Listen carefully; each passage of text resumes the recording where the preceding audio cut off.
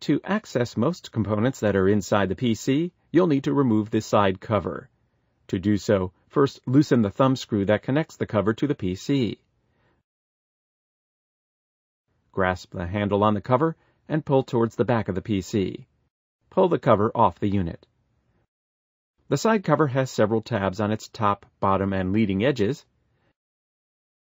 which fit into slots and over the front lip of the PC.